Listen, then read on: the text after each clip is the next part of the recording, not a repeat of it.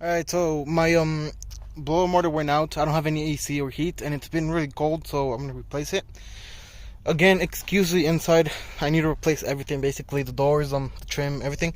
So to start off with, you're gonna remove these screws down here on the door protector.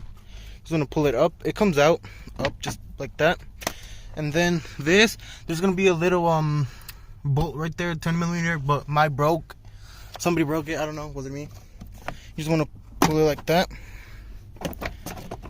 and pull up here, and it comes out.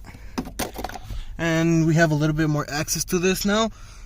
So let me get my tools and we'll start getting it off. Alright, so to remove the blower motor, there's gonna be 3 bolts. It's a 8mm. I just used the little ratchet. So you remove the 3 bolts, and there's gonna be this. There's gonna be the connector. You squeeze it here, and you just pull out. Alright, so the next step is to compare the parts, make sure they fit properly, they connect properly. Like this one, it's from AutoZone 4 seasons.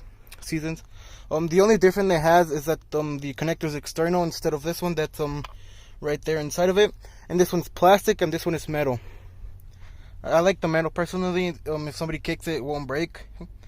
Who knows how much it's gonna last, but let's install it. Alright, so to install the new one, you just wanna hand tighten it, because if you over tighten the bolts, they will strip out because it's metal on plastic. So don't do that. And just reconnect it, and before installing the trim parts, test it out, see if it works. You don't want to install the plastic parts and find out it doesn't work. So yeah. Alright, so as you can see, it works perfectly. There's nothing bad or wrong with it. So the next step is to reinstall your side trim. Mine, it's there. I will put a zip tie on this so it doesn't hang out like this, or something like somebody grabs it with their foot and rips it out. So yeah. Alright, so you want to turn on your truck so you can test out the blower. You want to go one by one, testing out the speeds if your resistor works properly and stuff. So let's see. Low works. That works. That. And that.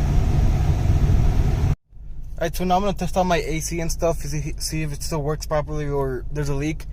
That's going to be the end of the video. Thanks for watching, and that's it.